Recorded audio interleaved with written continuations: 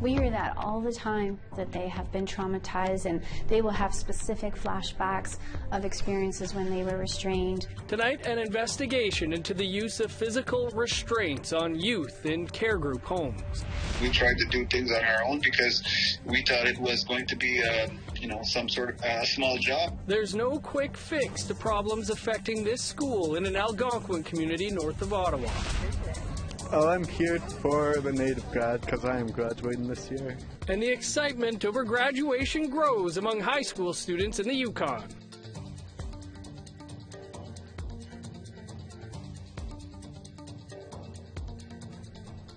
Good evening, I'm Dennis Ward. Welcome to APTN National News. We continue our series tonight investigating the state of Ontario's child welfare system with a startling figure, 2,000. That's the number of times in a single year kids and youth in that province were physically restrained. 87% of the time those restraints happened in group homes, where kids live in a communal house with staff. The data from 2020 to 2021 was uncovered in a joint investigation by Global News and APTN, which also found a pattern of physical interventions at some privately operated group homes and youth who say the use was unjustified. So what does it mean to be restrained? Global's Carolyn Jarvis shows us firsthand. I'm going to fold you down. This Okay. is what a restraint can look like for kids in group homes. I'm going to go quick. Okay. This is how you hold somebody in a prone position. A physical intervention the Ontario government only permits as a last resort. And so this is where a restraint could stop. Yeah. When there's an imminent risk of harm to a youth or others. Little step down. Okay, whoa. But people who grew up in group homes told us they're used far more frequently to get kids to comply. For me, it feels like a body check to the floor. Ari Calero Romero, who was developmentally delayed, was restrained 69 times during the year and a half he lived at an Ottawa group home. Pain. It hurts. Yes.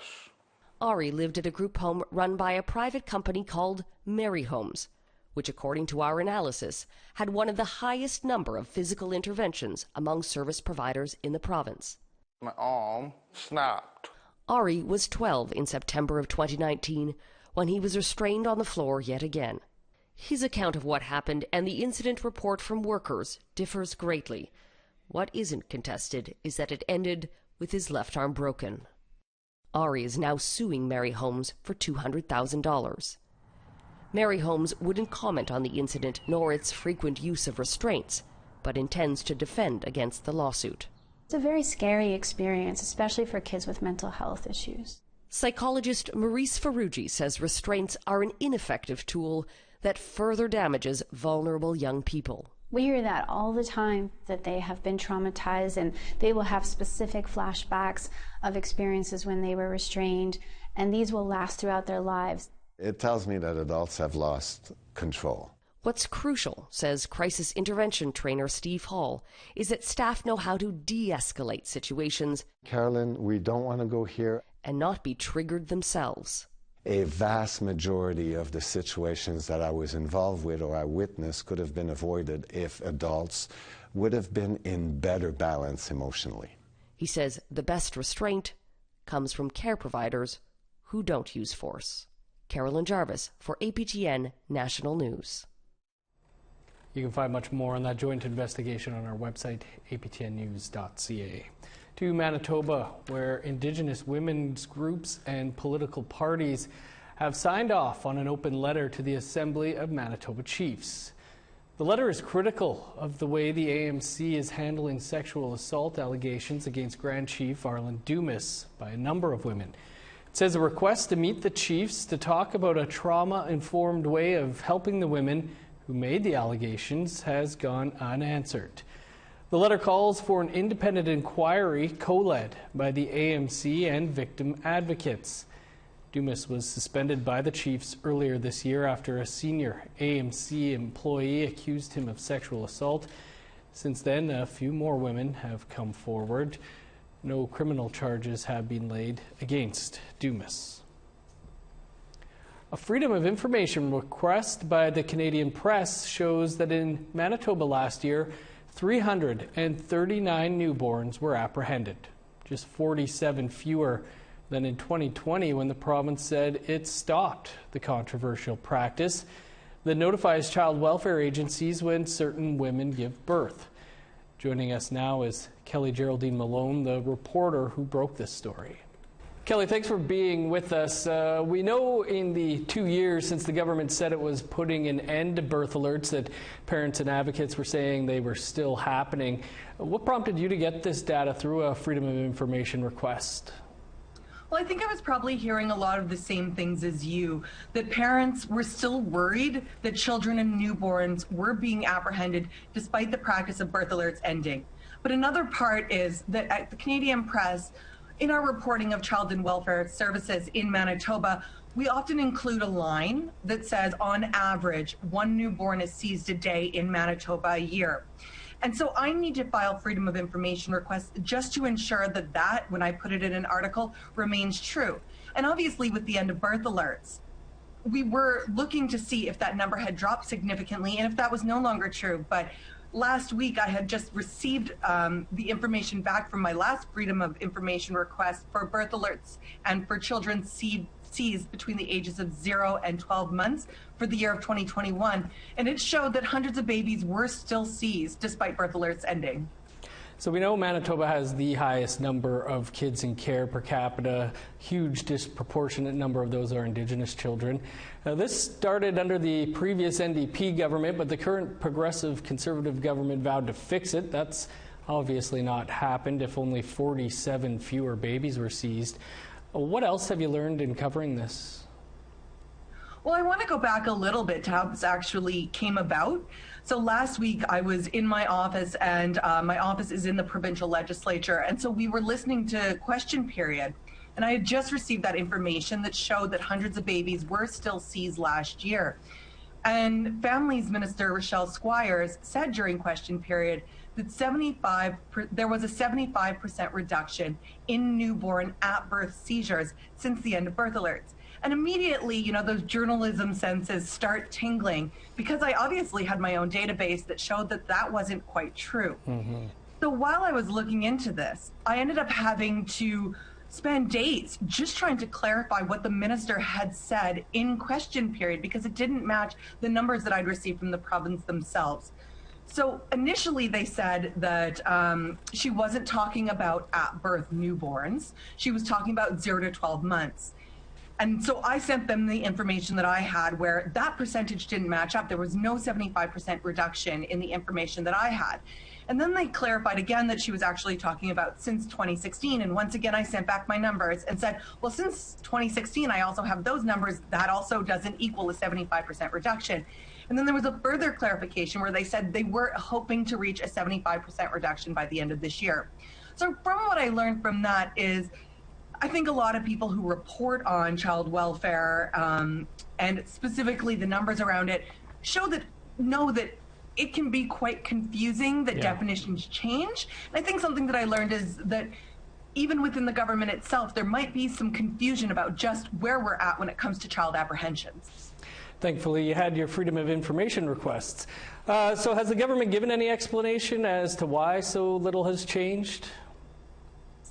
Well, the government did not give a direct response to my questions asking for clarification around this. Minister Squires did speak in question period that all levels of government and all levels of community need to work together, and that there needs to be a new path forward when it comes to child welfare. But I did speak with advocates in the community who work with this, including Cora Morgan, the First Nations Child and Family Advocate. And she said that what she's seeing is mothers that are going home and then the child being apprehended.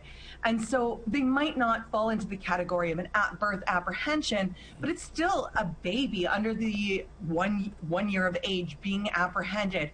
And she said what that means is that women are talking to each other and they're concerned. So the big reason why birth alerts were removed was that a report showed that it was discouraging pregnant women and their families from reaching out for prenatal support So Morgan told me that mothers are still apprehensive about going for prenatal support because they feel like while they might not have the technical term of birth alert, they might still get flagged for being followed or watched or looked at by the child welfare system just for going in for prenatal supports.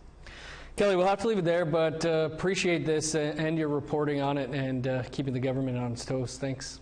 Thank you. Time to step out for a quick break. Coming up, dozens of students looking for a new place to get their education.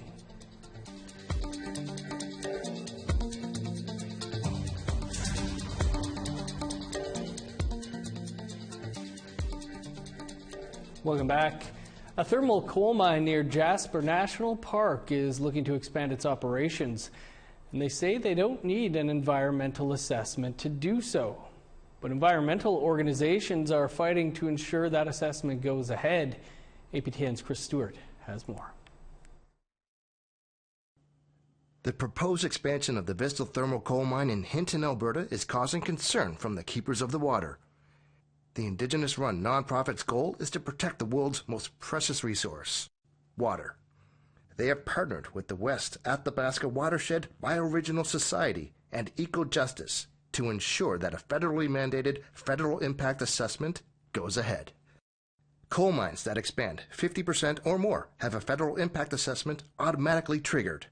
Then Environment Minister Jonathan Wilkinson deemed the expansion close enough to 50% that he ordered the review. But Coalspur Mines appealed that decision and have been fighting in court to stop the assessment. Eco-justice lawyer Daniel Cheater argued in the Federal Court of Appeal that the assessment ordered by the Minister of Environment and Climate Change in 2020 needs to be done. Cheater says the expansion would release 33 megatons of carbon annually. There's serious potential impacts from the mine itself in the local environment. Primarily impacts on water, at-risk fish like rainbow trout and bull trout, one of which has critical habitat protected about 100 meters away from the mine itself. Air pollution concerns, methane. He says with Canada and the entire world cutting carbon emissions, an expansion of a thermal coal mine, one of the worst polluting fossil fuels, makes no sense. This kind of project is not needed at this time, given the climate crisis and the need to reduce global emissions. And that was one of the reasons we asked the minister to designate the mine. Jessie Cardinal is the executive director of Keepers of the Water. She says a federal impact assessment has to be done to ensure the safety of ecosystems near the mine, which is only 40 kilometers from the Rocky Mountains. And to us, that's like the bare minimum. That should happen automatically with huge projects, especially when we're looking at it's going to be one of the biggest thermal coal projects in Canadian history. Canada has put a date of 2030 to stop burning thermal coal, but the exporting of it would still be allowed. The province looks at the resources as it's their resources, but it's not their resources. It's the future generations' resources. It's First Nations resources. And what we have seen with the provinces, especially in Alberta, for example, is that the environment is at the bottom of the list. So they're not concerned about the environment. They don't care about you or me. They care about money. No one from Coalspur Mines, who own the Vista mine, returned APTN's calls. A decision by the Federal Court of Appeal 3-judge panel is expected in the upcoming months. Chris Stewart, APTN National News, Edmonton. An Algonquin community in Quebec has been forced to close its elementary school due to leaking pipes. It isn't the first time Barrier Lake has had to find alternative solutions for over 80 kids to learn in a safe environment. Annette Francis reports. You can't see it from here, but underneath this elementary school is a danger, sewage. We tried to do things on our own because we thought it was going to be, some sort of small job. But when we actually got underneath it, it was huge because we had to take away at least over 6 inches of sand that needed to be taken out and, dump someplace away from the community because, you know, it's the stench was pretty bad. Leaking pipes have been a long-time issue, year after year, in the 50-year-old building. APTN documented that same crawl space with mold 6 years ago. Once again, the children are forced to settle somewhere else. We're mobilizing the staffing, we're mobilizing the children into, other places where there's no mold contamination. You know, we've used one of our teachers' residence to turn that into a school. We've also used Head Start building. According to ex-Chief Casey Ratt, if the federal government had followed through with plans years ago, the kids would be in a new school by now. He said the holdup is due to the fact the community, which is located 3 hours north of Ottawa, is not hooked up to the electrical grid. It continues to run on generators. There was funding for a new school. We did everything that we had to. We had soil testing. We had architects. All this stuff that to build a new school was done. And then last minute, ISC turns around and says, "Well, you won't get a new school until you hook up. Until you find a source of power." Ratt says air quality testing is supposed to start next week, but he doesn't feel safe having his own kids going into the building. No matter what, they're looking at another solution. Put forth, some ideas, maybe having trailers sent to the community and setting them up as classrooms. That's an option. Again, but we need ISC's funding to be able to put that action into on the ground. Indigenous Services spokesperson Megan McLean says they continue to work with the community to ensure the students are in a safe and healthy environment, and that until the community provides clear direction on the power supply and school site, construction cannot begin. Annette Francis, APTN National News, Ottawa. Every year, families in the Beaufort Delta region of the Northwest Territories head out on the water for Muskrat Camp. And as APTN learns, you can get a lot of rats in 5 weeks. The goal was to get 200 rats to get $1,000. And with the knowledge learned from his auntie and uncle, Kenneth Kivik helped successfully harvest 211 muskrat. That means $1,000 up front when they bring the furs to the Department of Environment and Natural Resources, and another $1,000 when the furs are sold at auction. And with a packed freezer full of meat to share with elders, Kenneth says it was a great experience. So this is what a muskrat sounds like.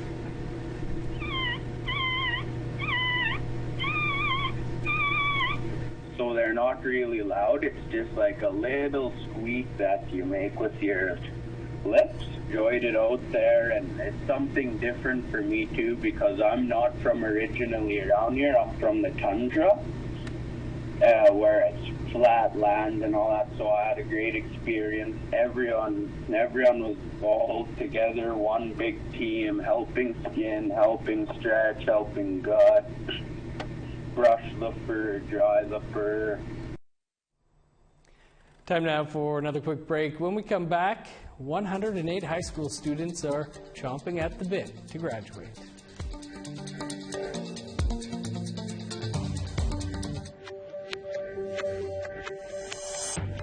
Welcome back. Time now for our photo of the day. And our very own Charmaine Straker shared this photo from a recent walk through Winnipeg's Kildonan Park with her adorable little dogs, clearly not pictured here. If you have a photo, email it to share@aptn.ca for the chance to be our next photo of the day. Now here's tomorrow's weather forecast. Starting on the East Coast, 22 and cloudy for Halifax, 15 in St. John's. 21 above with showers in Kuujjuaq, sun's out, and 11 in Nain. 22 with showers in Montreal, 21 and rain in Val-d'Or. 22 with rain for Sault Ste. Marie, 21 and rain in North Bay. rain, and 20 for Thunder Bay. 1 degree cooler with rain in Sioux Lookout. Plus 6 in Churchill, 20 with rain in God's Lake. 23 for Winnipeg, Brandon, and Dauphin. 23 in Regina, 25 in Saskatoon. 26 for Uranium City, 25 in Stony Rapids. In northern Alberta, sun's out and 27 for Fort McMurray, 24 with the sun out in Fort Chip. 19 in rain in Edmonton, 22 in Lethbridge. Showers and 20 for Vancouver, rain and 23 in Kamloops. 18 with rain in Prince George and Dease Lake. Plus 3 with a chance of snow in Old Crow, 21 in Whitehorse. 24 for Yellowknife, 16 in Norman Wells. Plus 1 and cloudy in Sax Harbor, cloudy and 4 in Paulatuck. Sunny and 17 for Chesterfield, 14 in Whale Cove. Chance of snow and -1 in Resolute, 0 with snow in Arctic Bay.